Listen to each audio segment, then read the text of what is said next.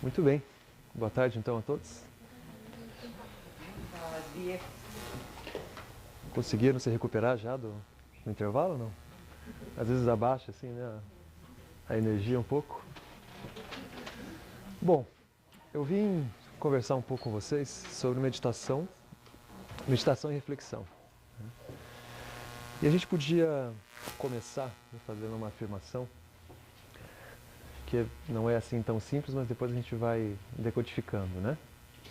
E a informação seria assim: o mundo é um grande campo comunicante. O mundo é um grande campo comunicante. O que isso diz para vocês, assim, de imediato, em um primeiro momento? O mundo é um grande campo comunicante. O que a gente pode... Que tudo se comunica. Tudo se comunica. O que mais?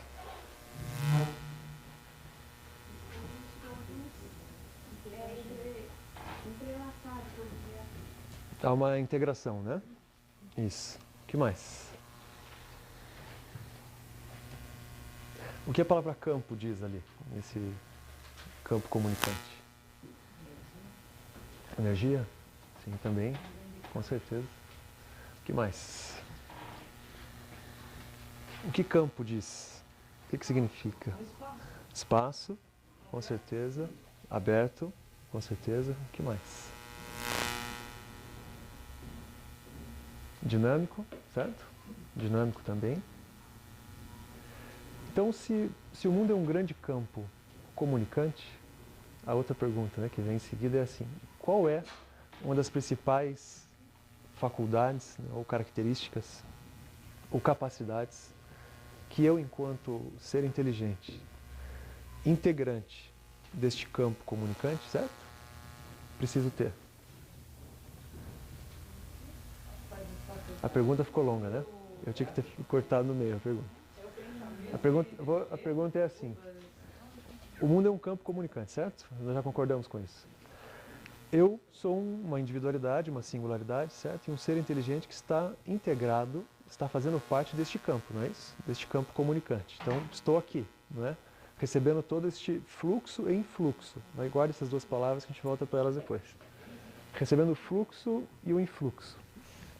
E nesse fluxo e nesse influxo, tem uma capacidade que eu preciso ter para dar conta deste campo comunicante. Qual capacidade é essa? Qual característica é essa? Ou qual faculdade é essa?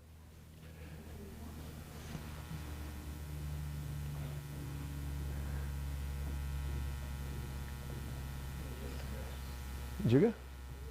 Conhecimento? O que mais? Alguma outra possibilidade? Conhecimento? Vocês disseram mediunidade, é isso? Mediunidade, né? Faculdade mediúnica. O que mais? Linguagem? Muito bom também. Mas está faltando um primeiro passo ali. Também, com certeza. Para decodificar, não é? Mas tem um movimento anterior a esse ainda. Perceber. Faz parte disso. Faz parte do perceber. É operado pela consciência, mas não é a consciência. Absorver? É por aí. É por aí mesmo. Mas tem uma palavra que está faltando aqui no nosso diálogo. É o espírito que faz. Receptar, você tem que estar sintonizar. Sintonizar? Então vou... Já que eu fiz tanto suspense, eu vou ter que escrever, né? Senão... Agora responde.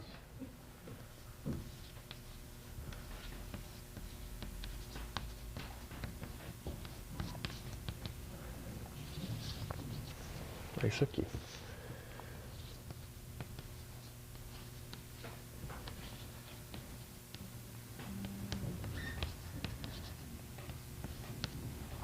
A relação é assim: se o mundo é um campo comunicante, nada mais importante do que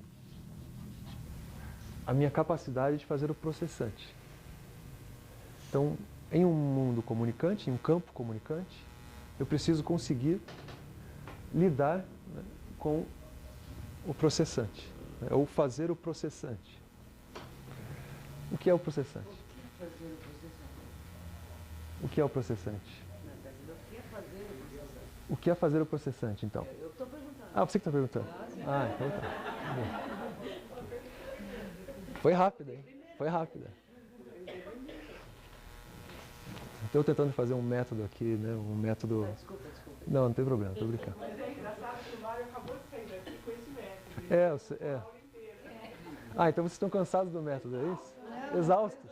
Tentar responder, Não, então eu vou... o que vocês querem saber. Tá. Não, então eu vou mudar o método. Eu vou ser mais dispositivo, então. E depois vou ligar para o Mário para conversar com ele. Fala assim, Mário, por favor, você sabotou minha palestra. Não, estou brincando. Não, então vamos lá. Se eu estou em um campo comunicante, certo? Ele comunica o quê? Ele comunica tudo, mas antes desse tudo virar algo, ele é simplesmente uma informação, não é isso? Então esse campo comunicante, ele é como se fosse um mar, não é? Um grande caldo de informações. Que informações são essas? Todas. Elas vêm de onde? O conhecimento está onde, por exemplo? O conhecimento está onde? O conhecimento também é informação, né? Em trânsito. Informação em trânsito. Ela vem de onde? De nós? Só de nós? Vocês lembram quais são os 3 campos de conhecimento que nós vivenciamos aqui na Terra? Vocês lembram disso? Nós encarnamos, certo? Nós passamos a vivenciar 3 grandes campos de conhecimento. Vocês lembram quais são? Que estão cruzados, compondo a complexidade da vida inteligente. Quais são os 3? O espiritual, certo? É o primeiro. No caso, todo o conhecimento que eu trago enquanto espírito, certo? Que faz um cruzamento complexo com o conhecimento material, que é um outro campo de conhecimento, certo? O que é o conhecimento material? É o conhecimento genético, não é isso? É o conhecimento geológico. Portanto, é o conhecimento que está aderente, né? Está impregnado à matéria, certo? Faz sentido isso? E além desses, tem um outro conhecimento, que também compõe a complexidade da vida inteligente na Terra, que é o conhecimento cultural. Certo? Então, basicamente, nós, enquanto seres encarnados, né, que já possuem uma essência espiritual, né, portanto, pré-encarne, nós imergimos, né, e passamos a compartilhar neste campo esses 3 grandes conhecimentos. Né? O conhecimento espiritual, o conhecimento cultural, coloquem social junto, né, cultural, social, e o conhecimento biológico. Daí a complexidade de nós tentarmos compreender, né, o que é uma pessoa. Não é? Como compreender o que é uma pessoa, quem é uma pessoa? Qual é a sua personalidade? Se ela é esse conjunto em movimento, né, entre aquilo que ela já é enquanto espírito, aquilo que ela está sendo enquanto corpo e aquilo que ela está assimilando enquanto cultura. Então, nós somos tudo isso, nós todos aqui somos isso. Nós somos esse cruzamento de códigos. Né? É claro que o que prevalece é o espiritual, porque ele é o nosso vetor, não é isso? E através do espiritual, que é a inteligência, nós vamos decodificando os outros. Né? Então, o espiritual ainda é o principal. Mas nós vivemos todos os dias o conflito dos 3. Faz sentido? Vocês concordam com isso? Nós vivemos essa somatória, né? E esse conflito. Tudo isso faz parte desse campo comunicante aqui. Essa é a complexidade do campo comunicante. Né? Há uma infinidade de conhecimento, certo?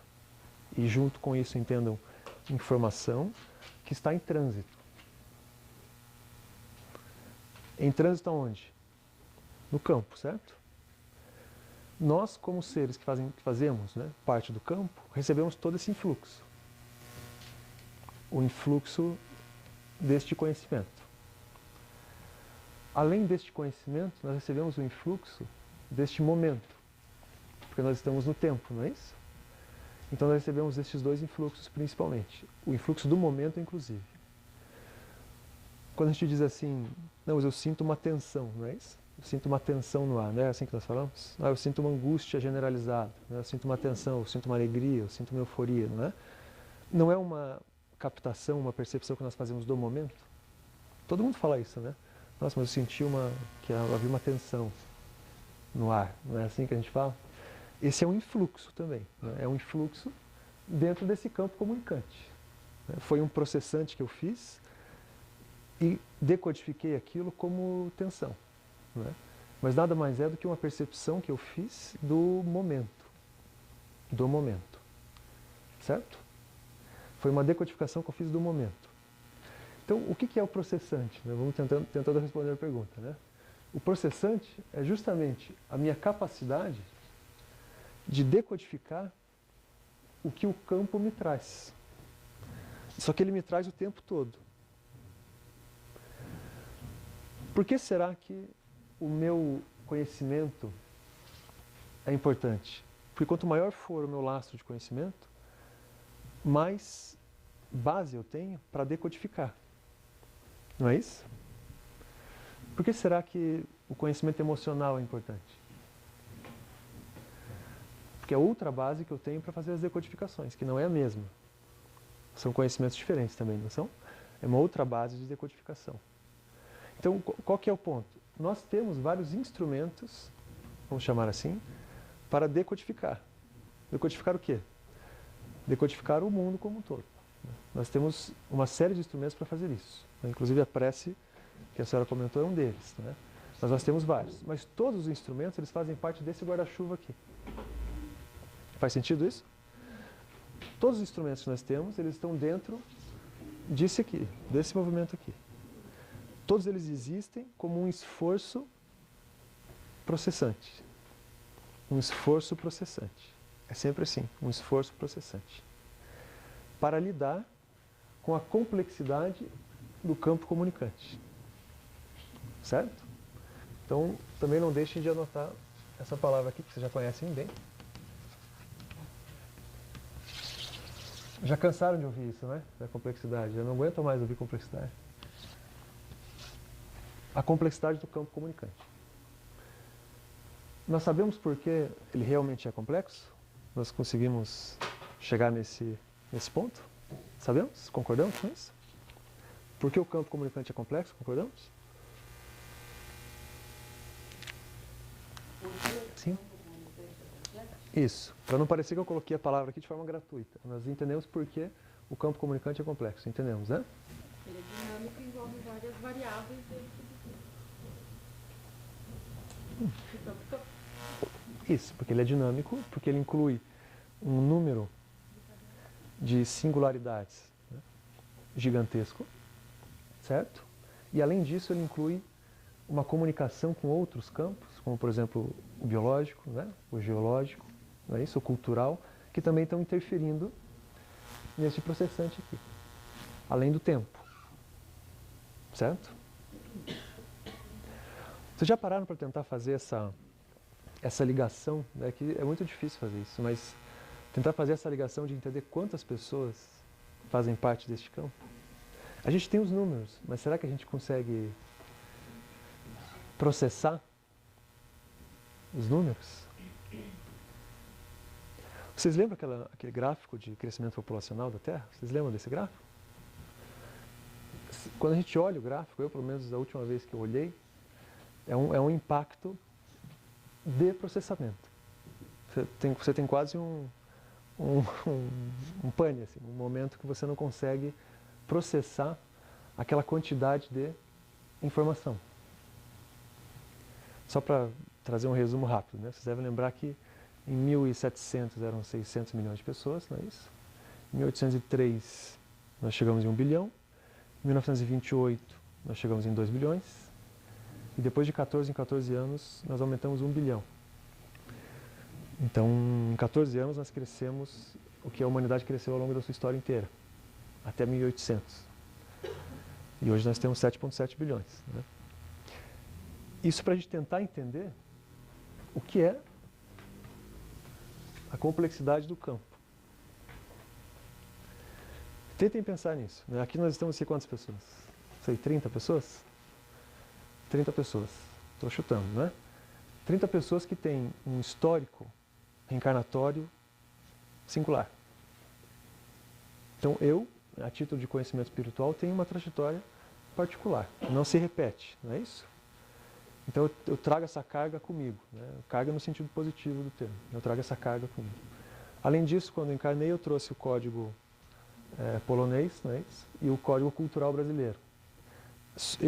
Só eu. Né? E fui criado dentro de uma linha histórica, né? E fui absorvendo esse conhecimento. Uma pessoa só. Agora vamos tentar cruzar você, cada um de vocês, com uma história espiritual diferente, portanto com um acervo diferente, certo? E o principal, com vetores diferentes. Ou seja, com intenções diferentes, com um código moral diferente, não é isso? Com projetos diferentes, com propostas diferentes, com objetivos diferentes, com sentimentos diferentes, com uma percepção do tempo diferente, com a percepção do outro, que é diferente, com a percepção de sentido e significado de vida diferente. Aí vamos juntar tudo isso, de uma pessoa só com todos os outros, em um campo que é dinâmico e essencialmente aberto. Portanto, que tem um fluir permanente. Ou seja, eu, por exemplo, neste momento, sofro o impacto de tudo isso que vem de vocês, e vice-versa. Né? Mas eu sofro esse impacto neste momento. Todo esse conteúdo que está em vocês, ele chega até mim, né? Neste campo que nós estamos fluindo juntos aqui. Já pensaram na complexidade disso? Falando dessa sala aqui. Aí vamos ter que fazer o zoom out, né? E abrir um pouco para imaginar o que isso significa a título de planeta. Portanto, o que isso significa a título de mundo, não é? Como um campo comunicante. Certo? O mundo como campo comunicante. Vou escrever mundo aqui para...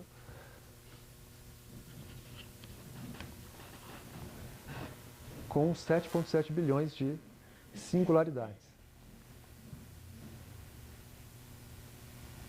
Por isso, né, a nossa capacidade processante é uma das características, né, ou como eu disse antes, uma das faculdades, como capacidade, né, mais fundamentais para conseguirmos, né, sobreviver. Essa palavra é forte, né? Para sobrevivência, todo mundo acorda, assim. Mas para conseguirmos sobreviver, nós precisamos fazer o processante. Os melhores instrumentos que nós temos para o processante são a meditação e a reflexão.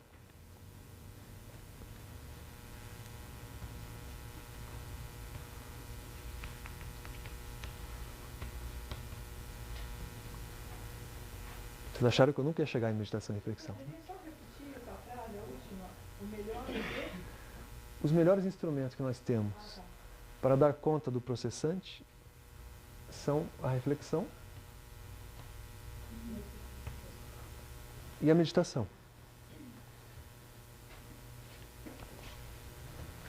O que não é processado gera conflito? Ou não necessariamente?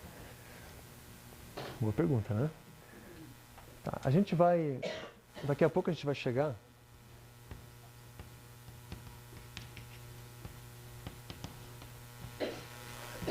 nessa palavra-chave aqui, né?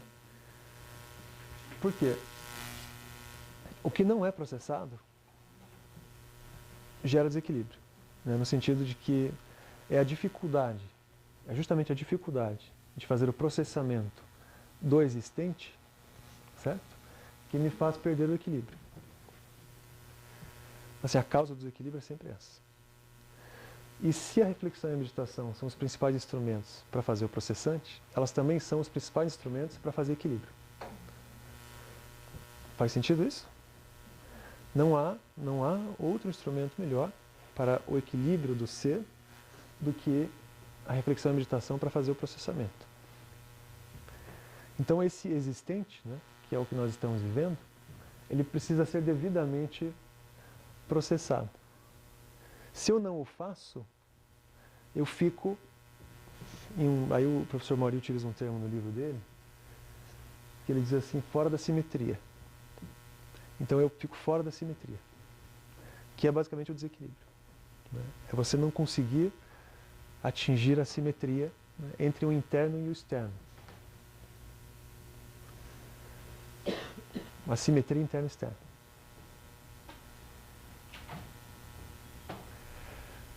Quando a gente olha assim, tem uma mesa e tem 8 cadeiras. Se uma cadeira estiver puxada para fora, não gera estranhamento? Gera um estranhamento, não gera? Você olha e sente que tem alguma coisa errada. Tem uma coisa errada naquele ambiente, não é isso? O que é isso? É um ímpeto nosso de simetria.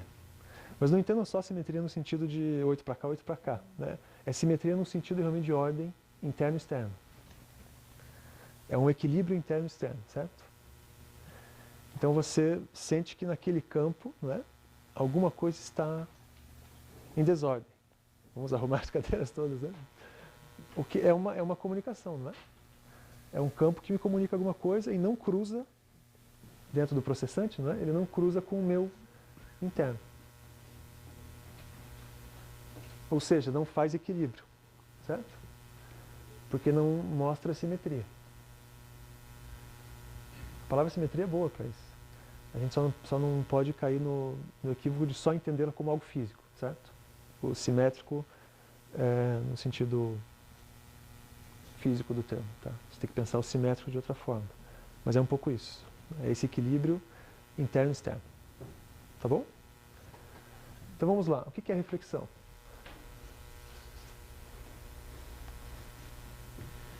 Agora eu voltei para a técnica das perguntas, vocês perceberam, né? Eu dei uma pausa de 5 minutos. Eu dei uma pausa assim, de 5 minutos e agora estamos retornando.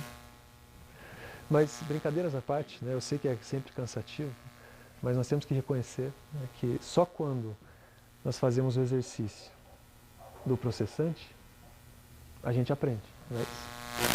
O expositivo 100% é muito ruim, porque a gente não faz o exercício do processante. Né? Quando eu tenho a sensação de que está chegando até mim pronto, eu não processo. Eu só processo quando eu percebo que eu preciso fazer parte. Isso. É isso. Pensar sobre algo?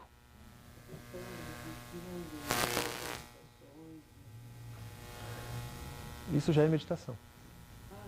Já. O que é reflexão? Faz a reflexão primeiro para chegar na prece depois. O que é reflexão, então? Isso já é meditação. Isso já é meditação também. Rever os acontecimentos, uma revisão. Analisar. Refletir. Então, você coloca as dificuldades e analisa. Analisar já é meditação. Já? Já. Então a gente não faz reflexão mais. Faz. A gente só faz meditação. Tem 2 palavras-chave que vão ajudar muito, tá? Também, com certeza. Mas aqui são outras. É assim, reflexão é retorno. Meditação é revisão.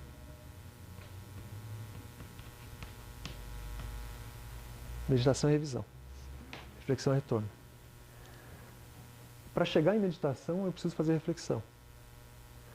Por isso o termo correto, né, seria assim, é uma ponte reflexiva meditativa. Que na prática é a mesma coisa. Tá? Na prática, esse movimento aqui é um só. É que a título, em termos didáticos, né, a gente divide. Então você reflete e medita. Mas o movimento é o mesmo. Que é essa ponte reflexiva meditativa. É um movimento só. O que é retorno? Retorno a quê? Eu retorno a quê? Aonde? Para quê? Acho que é aquilo que incomoda. Retorno ao que incomoda. Faz inventário É. de alguma coisa.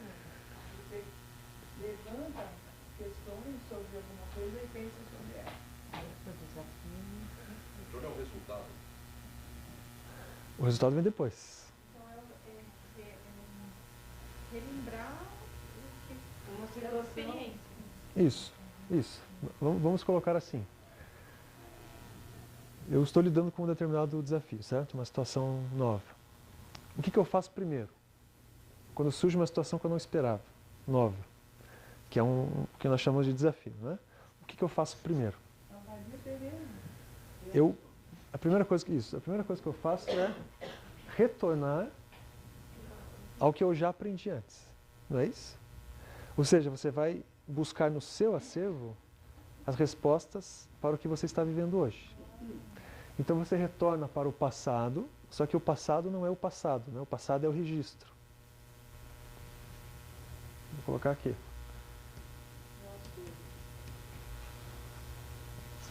O passado é o registro. Que registro é esse? São os chamados, aí a palavra é bonita, né? Os chamados registros informacionais, não é isso? Então tudo aquilo que nós vivenciamos, lemos, ouvimos, falamos, sentimos, né? Cheiramos, olhamos, tudo que nós vivemos dentro do processante do existente, não é isso? Nós registramos. São os registros informacionais. Que se pode chamar de memória, se você quiser, para ficar mais fácil, mas não é memória. Mas a gente pode chamar para facilitar. São os registros informacionais. Quando eu faço o retorno, que é a reflexão, eu retorno para os registros. Particularmente para os chamados pontos altos. Pontos altos. O que é o ponto alto? Foram momentos que tiveram mais significado.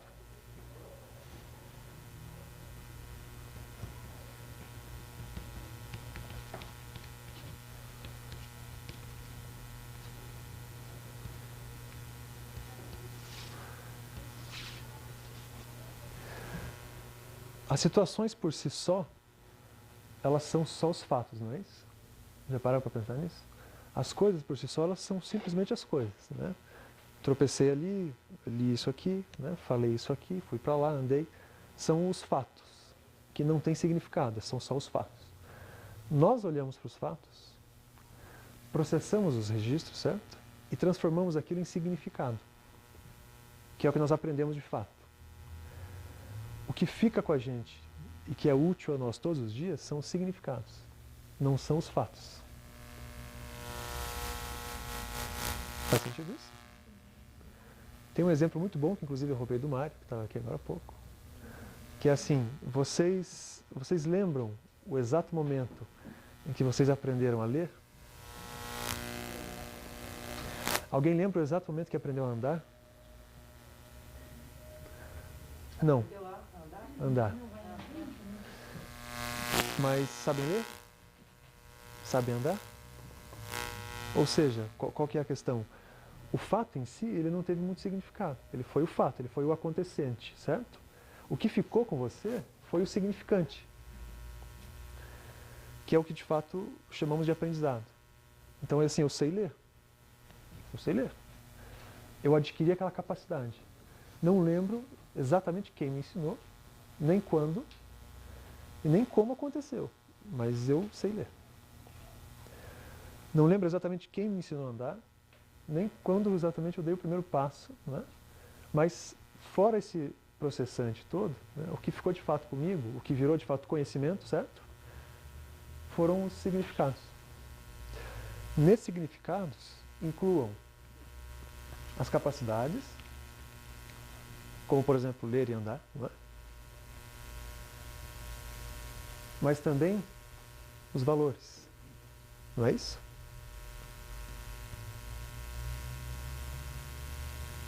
Eu sei que a letra aqui eu sei que ela está indecifrável. Por isso que eu falo, né? Porque já está registrado via auditiva, né? Então fica mais fácil. Valores.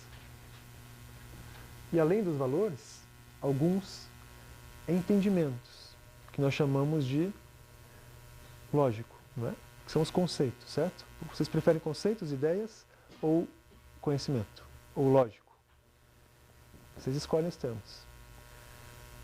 Vocês já ouviram o irmão Grimm falar assim, o lógico e o axiológico? Já ouviram? Lembram disso? Isso, o axiológico é a composição de valores, né? Por exemplo, o meu código moral é um crescimento axiológico. Só que nós também fazemos o nosso crescimento lógico, que é a nossa compreensão conceitual do mundo, não é? Eu vou colocar conceito que parece mais adequado. Aí vocês escrevem o que vocês acharem melhor. Eu sei que isso aqui parece algo abstrato, mas vamos dar um exemplo prático, tá? Há quanto tempo nós ouvimos o irmão Leocádio, o irmão Marino, o irmão Grimm falarem em incerteza? Vocês já ouviram várias vezes, né? Incerteza, incerteza, incerteza.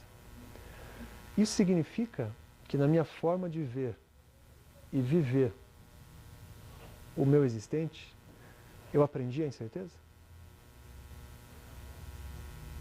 Significa isso? Não. Quantas vezes nós já ouvimos falar, por exemplo, em perdão? Não é? Perdão, perdão. Isso significa que no meu processante do existente, certo? Portanto, o meu vivencial, eu sei praticar o perdão? Não. Então, isso quer dizer que não há ainda em mim o significante.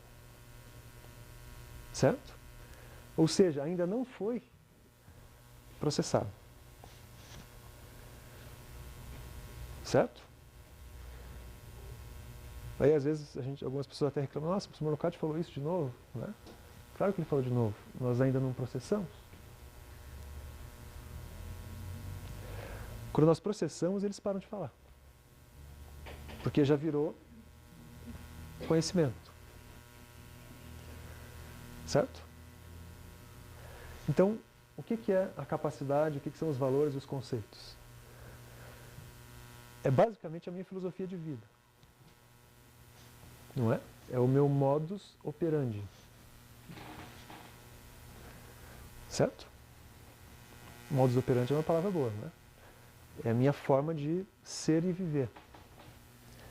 Minha forma de ser, agir e viver. Só que há uma distância entre o processante, não é?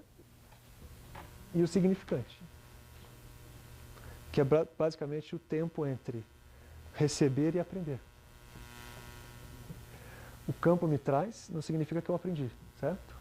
Há um gap, há uma distância, né, entre um e outro, certo? Eu estava conversando com o professor Alfeu, que vocês devem conhecer, né, e ele estava me contando uma história muito interessante quando ele começou a coordenar os grupos de estudos aqui na terça-feira, que foi em 74, se não me engano. E ele me contou que foi interessante porque ele entrou e tinha um tipo de trabalho que se fazia aqui, vocês vejam como nós evoluímos bastante, né? Tinha um trabalho que se fazia aqui, na terça-feira, que tinha mesa, né? Então os nerds ficavam ali na mesa, e o pessoal apagava um pouco as luzes, né? E alguém ficava transitando ali em volta, né? E os médios ali presentes tentavam psicofonar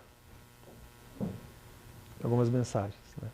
Só que ele disse que era algo super místico e era muito irresponsável, entende? Não era algo legítimo, né? E ele sentiu muito isso quando ele começou a fazer as aulas do irmão Grimm. Então ele disse assim, eu comecei a coordenar o grupo, comecei a fazer as aulas do irmão Grimm. Eu ouvi o irmão Grimm explicar os conceitos e quando chegava na prática, que era o encontro, não fazia sentido nenhum. Porque as pessoas estavam mistificando, tentando fazer uma coisa que não era proposta, desviando do que de fato a casa propunha, não é? Então ele começou a mudar, né, a agir para mudar os protocolos e mudar o resultado prático do encontro. Aí só vou contar uma curiosidade aqui para vocês entenderem a gravidade do assunto, né? Era muito comum as pessoas fumarem, né? Fumarem, todo mundo comia carne e fumava. Então a primeira medida que ele adotou no GEM foi, no dia do trabalho, não pode nem fumar e nem comer carne. Qual foi o resultado? Acabou. Em 3 semanas o grupo acabou. Em 3 semanas acabou o grupo. E aí ele pôde refazer tudo de uma forma mais adequada. Por que eu estou contando essa história para vocês? Quem fez isso? O Alfeu. Isso. Que está aqui, aliás, está aqui do lado para chamar ele para contar a história. Está aqui do lado, né? Mas por que eu estou contando essa história para vocês? Teoria e prática, não é isso? Teoria e prática. Quando ele começou a fazer as aulas do irmão Grimm, ele teve contato com uma outra matriz, não é isso? De conceitos, de valores e de modus operandi, né? Do fazer, da capacidade. E aquilo já não dialogava mais com o que ele estava vendo, certo? Então, ele tentou, e felizmente conseguiu, né, reduzir a distância entre teoria e prática. Certo? Então, qual que é um dos nossos maiores desafios do dia a dia? Né? É justamente esse. É conseguir pegar a nossa teoria, não é isso? E transformar em prática. Por exemplo, voltando ao que eu falei antes, né, a incerteza. Conceitualmente é bonito, mas na prática é extremamente difícil. Não é isso? A gente fala, por exemplo, em complexidade. Na teoria é bonito, na prática é extremamente difícil.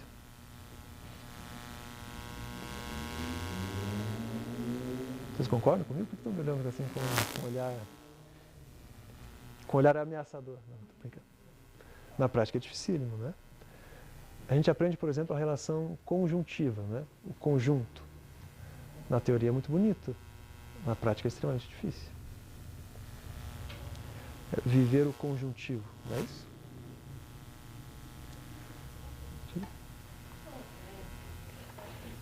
Dá para pensar em dois tipos de processantes. Por exemplo, a complexidade é algo que a gente sempre vive e viveu, só que antes a gente não tinha consciência dessa operação desse conceito. Sim, exatamente. E a outra questão é, por exemplo, os valores, né? O perdão, que são questões que realmente a gente tem que pôr em prática. Sim. Enquanto a gente não passar por isso, não tem essa questão do significante. Né? Uhum. Então dá para pensar o processante nesses dois. Mas o conceito também é prático. Não só o valor. O conceito também é prático. Vou voltar para a incerteza, tá? Tem uma explicação do Dr. Ricardo que eu acho fantástica, que ele diz assim. Você já deve te conhecer, talvez, mas ele diz assim: nós não podemos confundir projetos com vida. Vocês lembram disso? Já ouviram isso ou não? Não podemos confundir projetos com vida.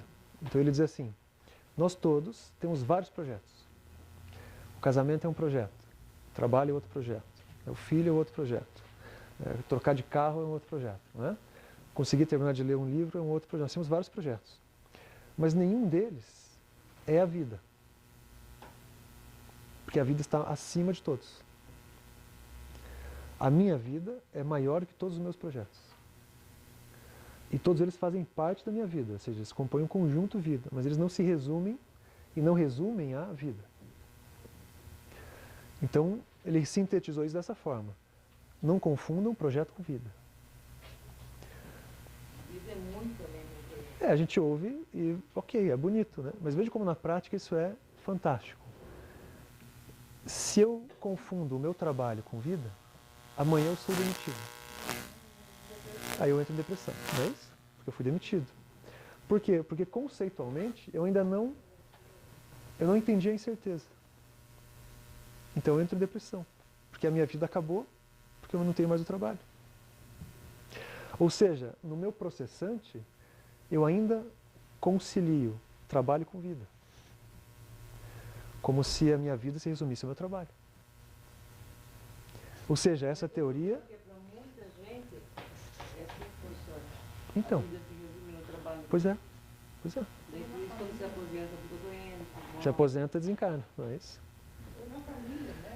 Sim. Sim. Isso. Desmonta o carrossel, o ciclismo, Não, um problema que é cultural, felizmente está mudando rápido, né? Mas um problema que é cultural brasileiro, né? O casamento, não é isso? Se houve a separação, a vida acabou. Porque o casamento acabou, não é isso? Então é como se o casamento fosse a vida. Acabou o casamento, acabou a vida. Não é? A gente trabalha aqui, por exemplo, no atendimento ao público, né? E tem os gabinetes, tem tudo. Quantos casos de suicídio? Quantos casos? Eu posso falar por mim que eu já atendi vários. Qual que é o problema? É conceitual. Meu caso que viraram suicídios. É isso agora? Aí eu não posso falar porque é confidencial de gabinete filosófico. Não. Mas a questão não, o que eu estou querendo dizer é assim. O que eu estou dizendo é assim. É um problema conceitual, por incrível que pareça. É claro que na prática envolve muita coisa, não é? Mas a essência do problema também é a lógica e a axiologia da pessoa. Portanto, também é a forma como ela está fazendo o processante. É isso que eu estou querendo dizer. Por exemplo, isso que eu estou falando para vocês agora. Por que tem a ver com a incerteza? Porque aprender a lidar com os projetos como projetos e a vida como conjunto que está acima dos projetos é aprender a viver a incerteza. Porque se eu aprendi a viver a incerteza, eu sei que os projetos vão dar errado várias vezes.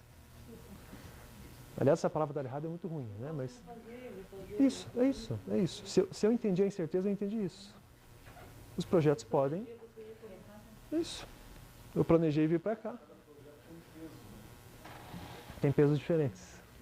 É. O resto desaba junto, né? Exatamente. Mas é um problema conceitual. É um problema conceitual.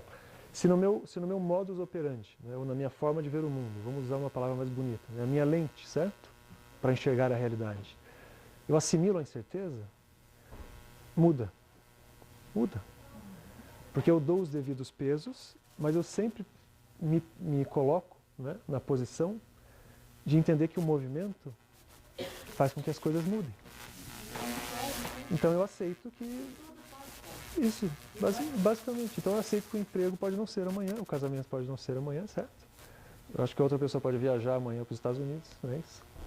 Então, resumindo, né, o que eu estou querendo dizer é que pode parecer que é um caso de terapia, né? Ah, não, vamos, o terapeuta resolve. Mas muito mais do que isso. É um problema de processamento. Faz sentido isso? A causa, a verdadeira causa, né, do problema, não que dá nem chamar de problema, mas a verdadeira causa do desequilíbrio, certo? É um processante equivocado. Aí também relativizem a palavra equivocado, né, porque o processo evolutivo é isso. É mudar a forma de processar o mundo, certo? Então, equivocado por enquanto, né? Mas aí, como diz o Murokhadi, vem as dores, né, e aí nós processamos de novo. Então, por que fiz questão de colocar aqui, né, o significante como o fazer e o entender, tanto de moral quanto de conceito. Porque esse conceito ele não é o que está nos livros. Esse conceito ele é o que me faz enxergar algo de alguma forma. Isso aqui parece algo filosófico, mas ele é prático. É filosófico prático. Como esse exemplo que eu dei a vocês. É a incerteza na prática. Um exemplo prático mais fácil ainda. Tempo. Tempo. Não é? A forma como, conceitualmente, eu entendo tempo, muda o quanto eu vou me angustiar com algo ou não. Não é isso? A pessoa extremamente ansiosa não é um problema conceitual? Da forma como ela entende tempo? Da forma como ela entende resultados? Da forma como ela entende vida, produtividade, ou seja lá o que for. Então, assim, resumindo, né? Por que o conhecimento é tão importante? Né? Por que eu ouvir as palestras é tão importante? Por que ouvir o Murokhadi é importante? Porque quando a gente muda os nossos conceitos, que são as nossas matrizes de pensamento, o nosso processante passa a enxergar na complexidade da vida um resultado diferente de mundo. Ou seja, se eu quero mudar o meu resultado, né, a minha forma de ver o mundo, só um meio, né, só como fazer de uma forma, mudando o processante. É sempre um problema de processamento. Só que para mudar o processante, aí que está o famoso pulo do gato, né? Eu tenho que mudar os significantes. E mudar os significantes significa mudar o fazer e o entender.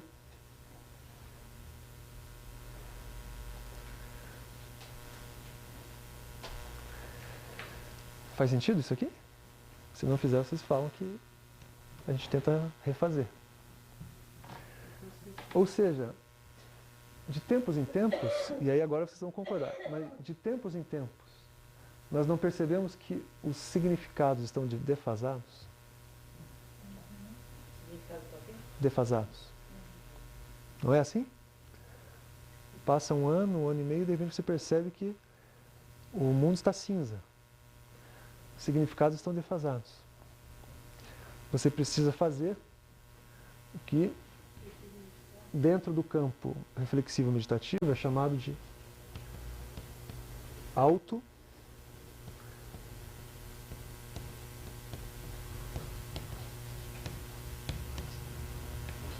autoatualização.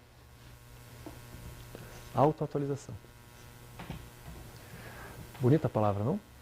Eu gosto dessa palavra. Autoatualização. O que é autoatualização? Agora já dá para responder, hein? O que é autoatualização? Não, mas essa resposta está muito fácil. O que mais?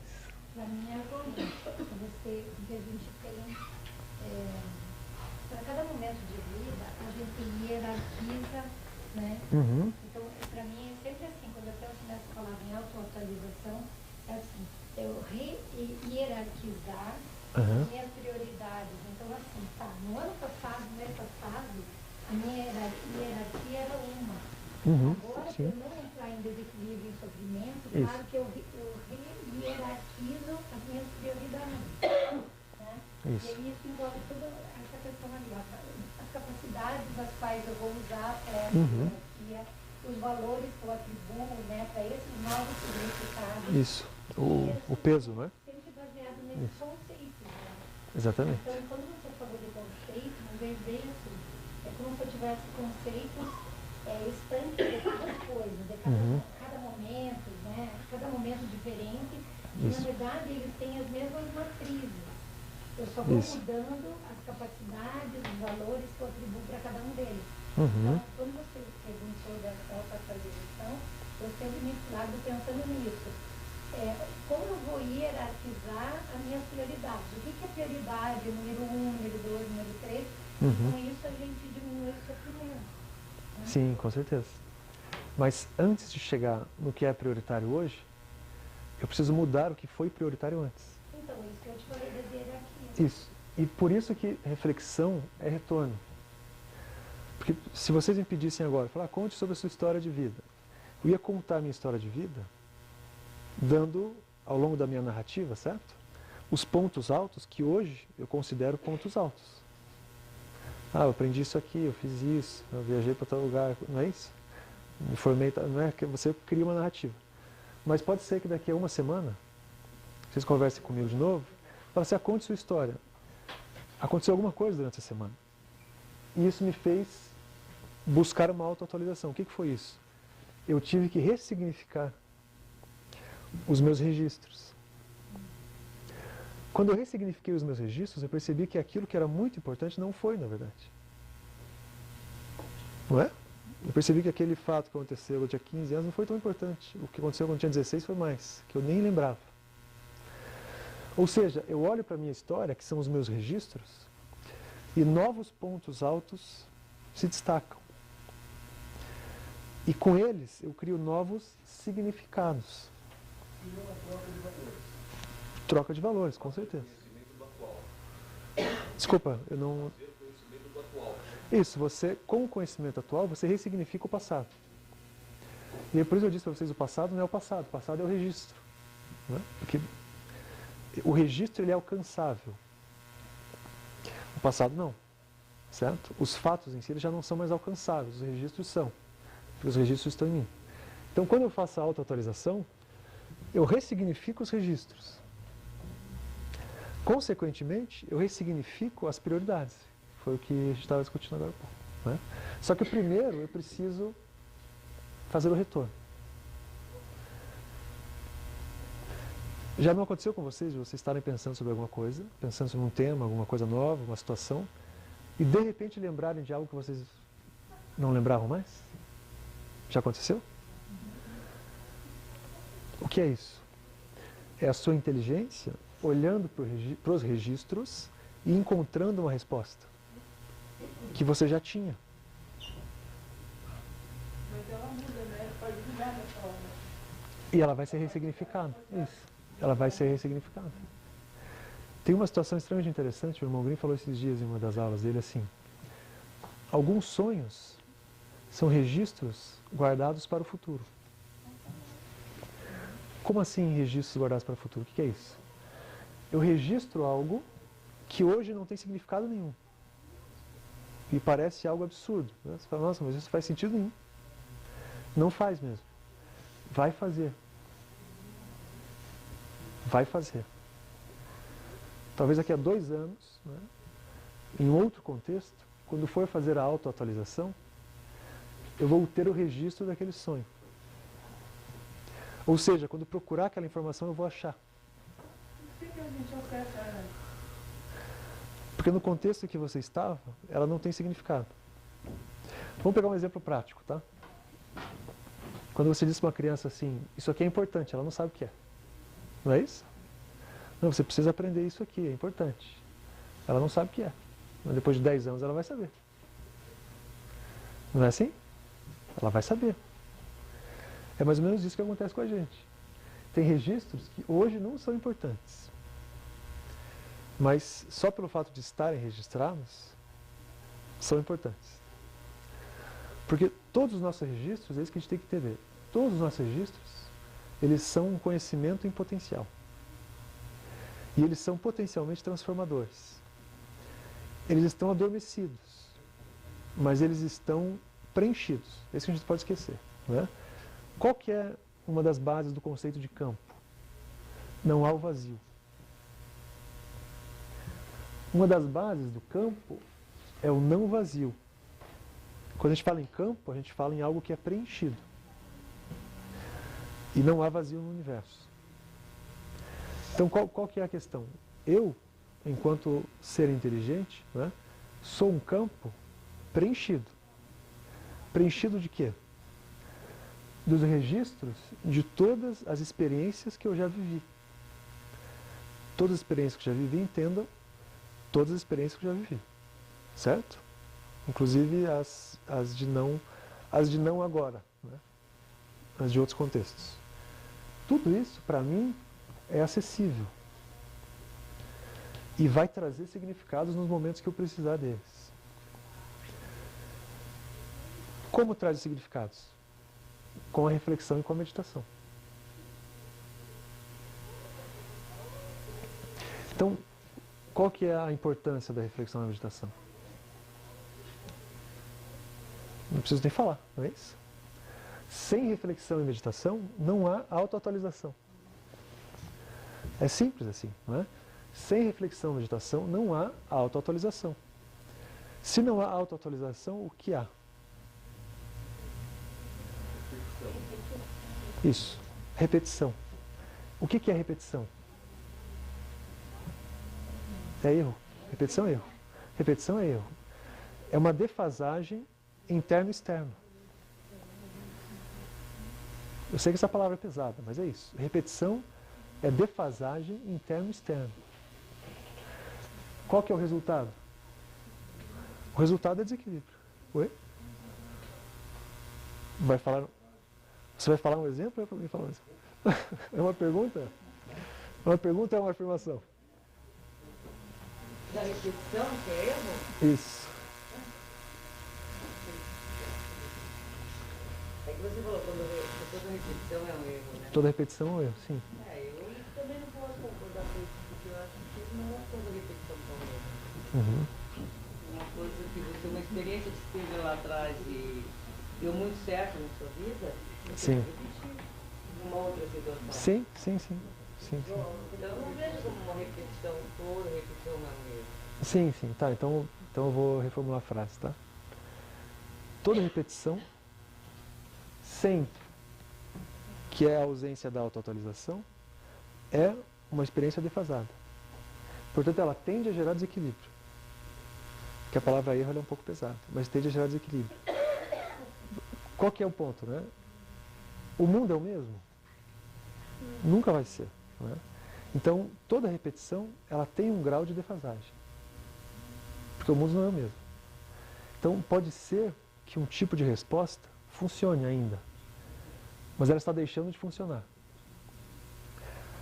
Vocês lembram daquela frase que, se eu bem me recordo agora, é do Basarab Nicolescu, né, que é assim: tudo no universo é biodegradável, inclusive as verdades? Lembram dessa? Tudo no universo é biodegradável, inclusive as verdades. Né? O que são essas verdades? São as minhas verdades também, não são? Que me fazem repeti-las, não é isso? Porque afinal de contas é aquilo, né? É isso, esse é o modelo. Eu repito. Mas ele é biodegradável. Então ele funciona por enquanto, está funcionando. Mas vai chegar um momento que ele não vai funcionar mais. Se a tempo for feita a autoatualização, eu sempre estou naquele fluxo de deixar de ser defasado, né? E vou deixando de repetir e vou transformando. Ok, aí funciona. Porque aí a seta do tempo vai passando, né? E eu estou em autoatualização. Mas quando eu tenho a tendência à repetição, e infelizmente por comodismo nós temos, é uma tendência ao erro. Desculpa usar a palavra erro, é uma tendência ao desequilíbrio. A mesma coisa que você querer repetir exatamente essa aula que você está dando, Isso. amanhã para nós de novo, ou Isso. para outra turma, mas para nós. Sim, Então, sim, sim. Você tende a repetir as mesmas coisas e tal. Isso. Só que acontece que nós já seremos diferentes e Pois é. você também. Você já passou por coisas Isso. que te fizeram mudar alguma coisa e nós também. Estará defasado. Né? Alguns significados vão estar ali, mas vai estar defasado. Não é? Um exemplo prático também, o Dr. Leocádio agora tem falado muito, o Mongrin também, em protocolo e padrão. Repetição não gera igualdade. Em protocolo e padrão. Certo? Você não precisa fazer de novo. Se você fizer de novo, vai entrar em desequilíbrio. Você já caminhou, além daquela vez, Sim. caminhou um pouquinho. Então, vai ter uma péssima. Exatamente. O que mais acontece é a repetição? Pois é. Infelizmente. Infelizmente. Sim. Oi? Talvez ela não tenha processado o externo para o interno. Isso. Isso. Ela pode registrar, processar em partes e não ressignificar, justamente. Porque se foi feito o processamento adequado, ressignificou. Mas pode acontecer de não fazer a ressignificação. Esse que é o ponto. O que é não fazer? É não fazer a autoatualização. Se a gente avalia, por exemplo, os contextos que nós vivemos, né, quando desafios se repetem, em geral, é porque eu estou repetindo os mesmos erros. Não é isso? Então, como a inteligibilidade é pedagógica, ela vai me apresentar forças que me forcem a autoatualização. Então, assim, é um processo pedagógico inteligente, certo? Mas tudo sempre relacionado com a capacidade do indivíduo fazer o processamento. Quando o Leocádio fala assim, você não é pelo amor, é pela dor. Né? O que ele está querendo dizer na prática? Ou se autoatualiza, ou se autoatualiza. Não é isso? Não é? Ou se autoatualiza, ou se autoatualiza. Só que um se faz pelo processante passo a passo, e aí no tempo flui, né? O outro se faz um processante brusco, né? Que se dá com um choque. E aí o impacto é muito pior. Né? De qualquer forma, o processante se faz. Mas se eu demoro muito para fazê-lo, no fluir do tempo, certo? Eu faço em defasagem. Sim, resumindo, qual que é o ponto? Eu vou falar algo agora muito simplista, mas que tem significado. Tá? O mundo realmente está girando. Ponto. É basicamente isso. O mundo realmente está girando. Ou seja, eu posso até negar o movimento. Ele está acontecendo sem que eu queira. Independente da sua vontade. É esse que é o ponto. O movimento está acontecendo independente da minha vontade. Por isso, o conceito do movimento também precisa ser significado. Aí eu jogo a pergunta no ar e não respondo. Mas quem é que acha que já significou o movimento? Já entendeu, de fato? E aí entendam que entender é conscientizar, né? Movimento. Não precisa responder. Movimento. É algo que parece fácil. Mas será que conscientizar movimento é fácil? Acho que não. Isso. Você tem que romper com uma série de protocolos pré-estabelecidos, não é? Vocês estão ouvindo os espíritos falarem a diferença entre protocolo e padrão, não é? É isso aqui. O padrão, ele se auto-atualiza. O protocolo, ele não atualiza. Que é um pouco isso. Eu tenho esta forma de pensar, esta forma de agir, né? Esta forma de fazer, esta forma de falar, porque a minha verdade é essa. É um protocolo que eu criei. Síndrome da Gabriela, exatamente. E eu vou continuar repetindo o protocolo, mesmo em defasagem. O que vai acontecer? Eu vou continuar sofrendo. Aí desculpem usar a palavra sofrimento, também não é uma palavra boa, mas eu vou continuar sofrendo, porque eu estou dando uma resposta que não responde mais. Então seria como dizer assim, as perguntas já mudaram, e eu continuo dando a mesma resposta. O resultado vai ser desequilíbrio, e vai ser dor, porque o contexto vai me arrastar, porque o mundo está mudando. Então, como o movimento, ele é uma categoria básica, certo? A qual, eu querendo ou não, ela continua existindo, ou eu me coloco em movimento, ou o movimento me arrasta. Triste falar isso, né? Mas na prática é isso. Então, resumindo, né? Sem fazer a reflexão, eu perco o movimento. Eu perco o movimento, ele escapa. Eu falei para vocês no começo que dentro dessa complexidade do campo, né, que está me comunicando algo, tem uma seta que é o tempo. Você lembra que eu disse isso? Tem um vetor que é o tempo. Né? O tempo também precisa ser processado. E o tempo, por incrível que pareça, ele nunca vem vazio. Porque o campo não é vazio, certo? Então, o vento do tempo, agora eu estou sendo poético, o vento do tempo, ele traz informações.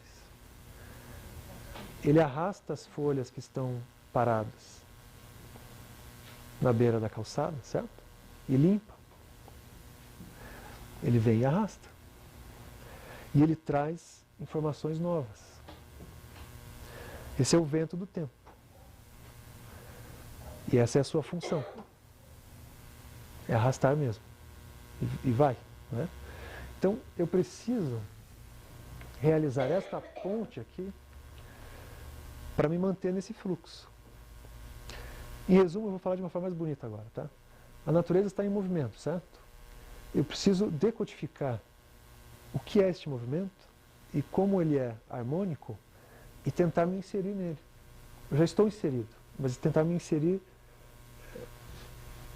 cognitivamente falando. Né? Aí quando eu me inserir, eu vou. Senão eu vou ficar sempre na posição do impacto,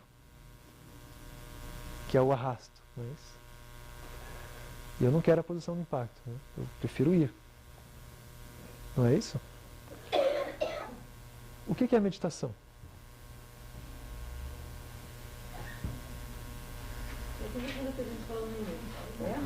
É tudo que foi dito até agora, é isso? Essa resposta é excelente, né? Meditação é tudo que foi dito até agora. Tá, então vamos lá. Se reflexão é retorno, meditação é revisão. Essa revisão é autoatualização. Então vocês percebem essa ponte, não é? Eu preciso primeiro retornar, primeiro rever o significado, certo? E depois que eu olho novamente para os significados, eu trago para o presente. Por isso a meditação ela é revisão. Porque ela é o choque entre registros e contemporâneo. Usando uma palavra mais adequada, ela é o choque entre os registros e o acontecente. Já ouviram o acontecente, não é? O acontecente, certo? O movimento contemporâneo, não é isso? Então, eu tenho que trazer os registros, junto com os significados, para o acontecente.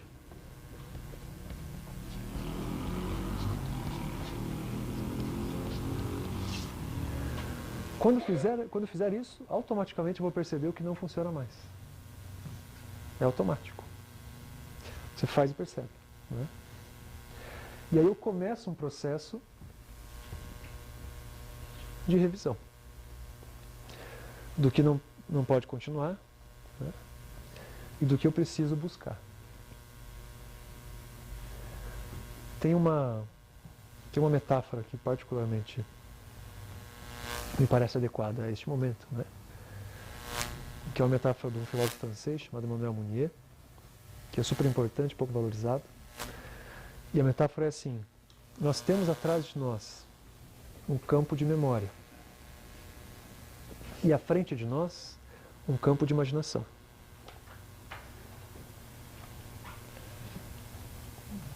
Bonito, não? Nós temos atrás de nós um campo de memória e à frente de nós um campo de imaginação. O Miyakoto falou alguma coisa parecida, eu estou tentando lembrar. O Miyakoto? Que fica para trás é a memória, mas para frente é a imaginação. É uma frase bem... Sim, sim, bem semelhante, né? Sim, sim. E veja que metáfora interessante, né? Atrás de mim um campo de memória, à frente de mim um campo de imaginação. Para onde eu estou indo?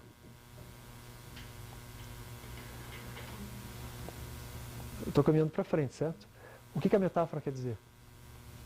Porque você vai concretizar. Isso. A metáfora quer dizer assim: o campo de trás está preenchido. Preenchido com o quê? Com o que já foi. O campo da frente está para ser preenchido com o que eu quero que seja. Então a metáfora é mais ou menos assim: eu estou caminhando para frente, certo? Então eu vou vivenciar o que estiver neste campo da frente aqui. Tem muitos cenários que já estão ali, mas tem muito espaço neste cenário que será preenchido pelo que eu imaginar. Ou seja, eu preciso povoar este campo que está à frente de mim, para quem sabe encontrar, né, quando passar por lá, aquilo que eu imaginei.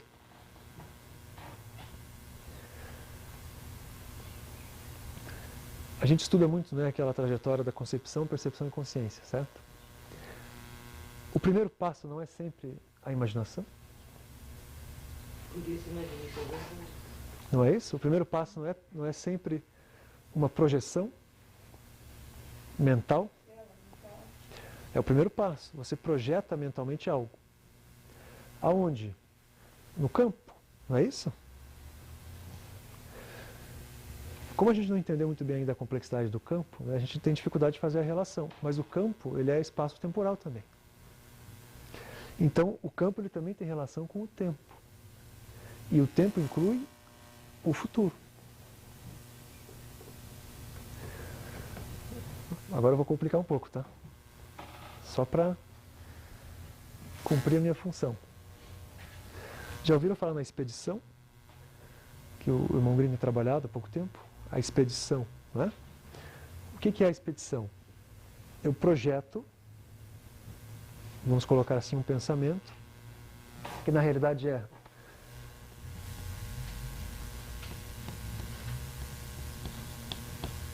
uma súmula. O que é a súmula? É um núcleo com significado. Eu projeto uma súmula. Eu sei que parece um pouco mecânico, tá? Mas é só para a gente entender. E essa súmula chega para onde eu enviei. Né? É como se fosse uma carta que foi enviada, ela vai chegar lá. E chega. Porque o campo não comete os erros que o correio comete, certo? Vai chegar lá. Como a relação do campo ela é espaço-temporal, essa súmula ela viaja também no tempo.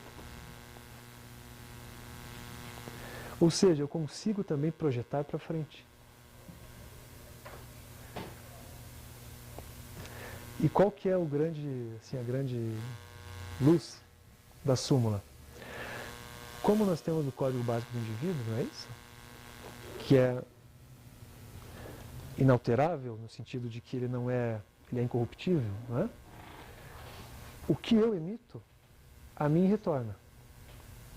E não tem erro nesse processo, porque esse código básico está lá.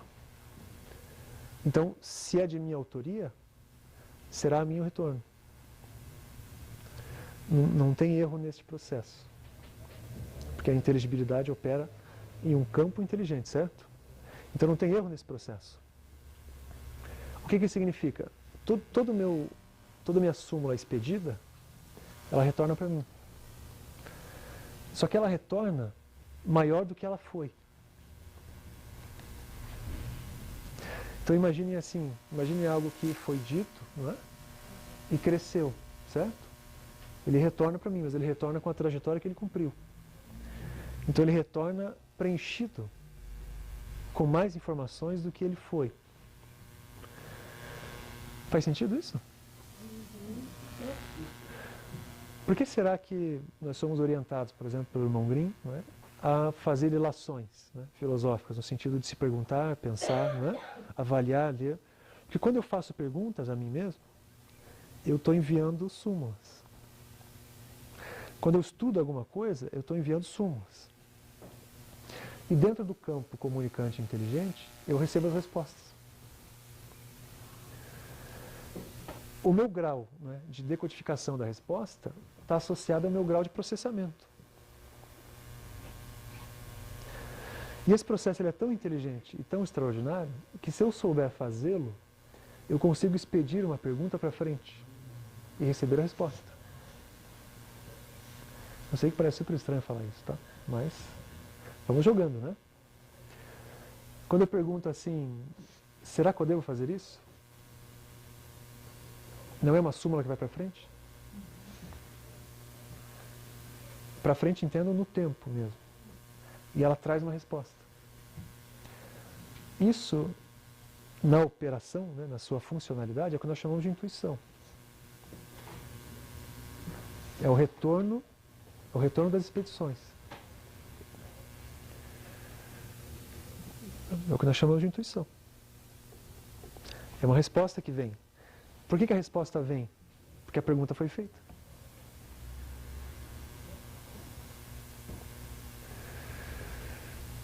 Faz sentido isso? Basicamente é isso. Eu fiz perguntas, eu receberei respostas. Então, parte desse processo de meditação, que é a revisão, é questionamento.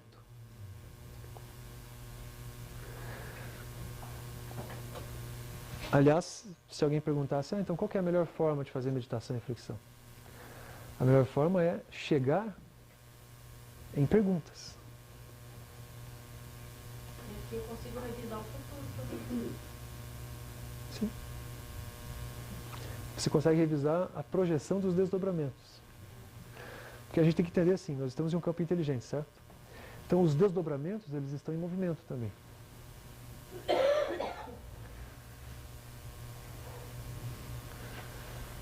Isso é fato, né? Você olha e fala assim, olha, o desdobramento não vai ser bom.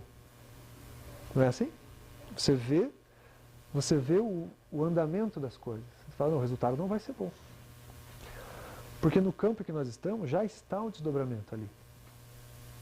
Ele está no fluir, não é isso? Então, essa meditação, que é a revisão, que é questionamento, anotem aí,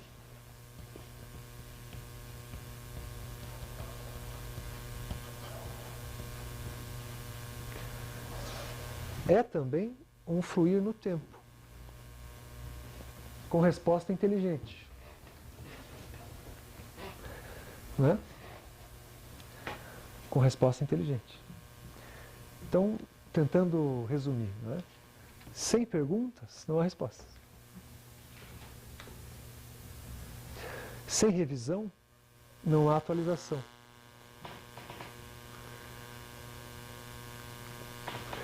Sem retorno, não há conhecimento.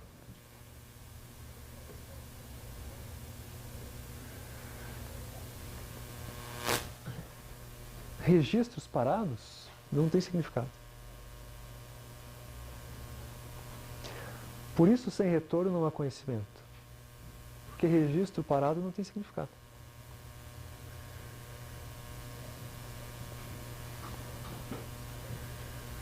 Então, resumindo, não é?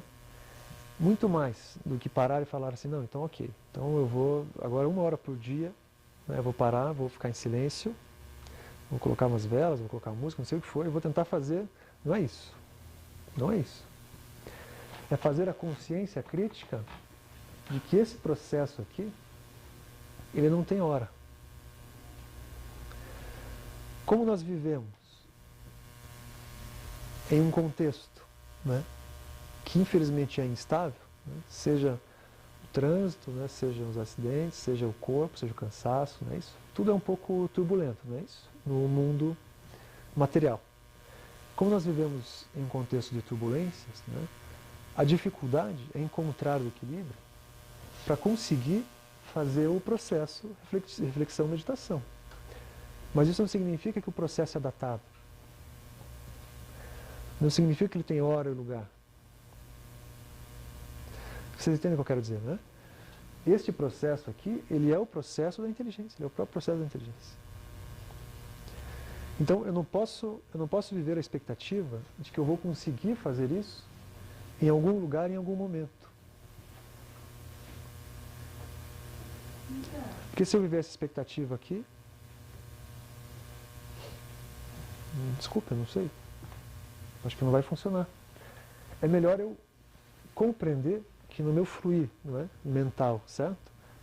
De olhar o mundo e tentar entendê-lo, e tentar me entender no mundo, isso aqui tem que ser constante. Só o fato de nós estarmos aqui agora, né, pensando um pouco sobre isso, já melhora um pouco o processo, não melhora? Porque você tem consciência de que, não, realmente, eu preciso, então, fazer revisões. Eu preciso fazer atualizações. Eu preciso olhar para o acontecente e questionar esse campo da imaginação que está para frente, não é isso? Eu preciso alcançar o equilíbrio que só vem com a simetria dos significados. Interno e externo. Não é isso? A simetria dos significados interno e externo. Eu só consigo alcançar o equilíbrio quando, no movimento da incerteza e da complexidade do campo, as minhas capacidades, valores e conceitos condizem com o que eu vivo. E estão também em atualização. Então, concluindo, não é? Isso tudo aqui, a gente pode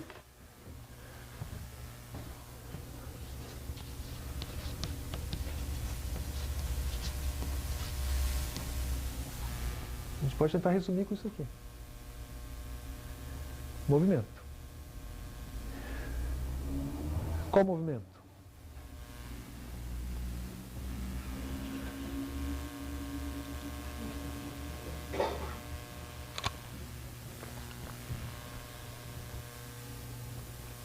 Essa eu não vou responder. Me recuso. Qual movimento? O movimento da autoatualização. O que se faz? Sim. Mas que se faz quando eu conscientizo em mim mesmo que há um movimento, não é isso? Então, este movimento, né, que é o movimento do próprio campo comunicante, certo? Que é o movimento por excelência do mundo, é também um movimento de processamento de quem faz parte do movimento, não é isso? Que sou eu. Então veja que bonito isso. É o movimento do entendimento do movimento. Bonita essa frase, não?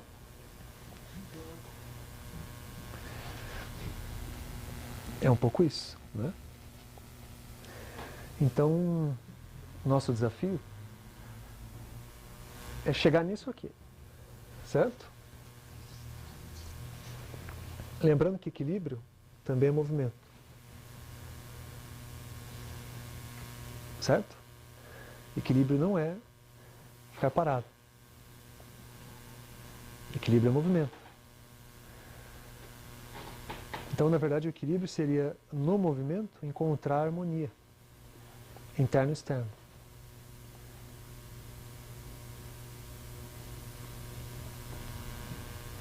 Tá bom? Que oração? Desculpa. Eu perguntei que oração, fizeram assim, ó. Não, assim não fizeram assim. Então é isso. Eu não sei se foi útil a vocês, tá? Mas, no mínimo perguntas foram jogadas, né? Então as respostas virão. A proposta é basicamente essa, tá? Então a gente pode conversar um pouco mais, se alguém quiser, eu vou ficar um pouco aqui, né? A gente pode tirar algumas dúvidas. E aos poucos a gente vai caminhando, certo? Eu faço a prece de encerramento? Ou vocês... Oi?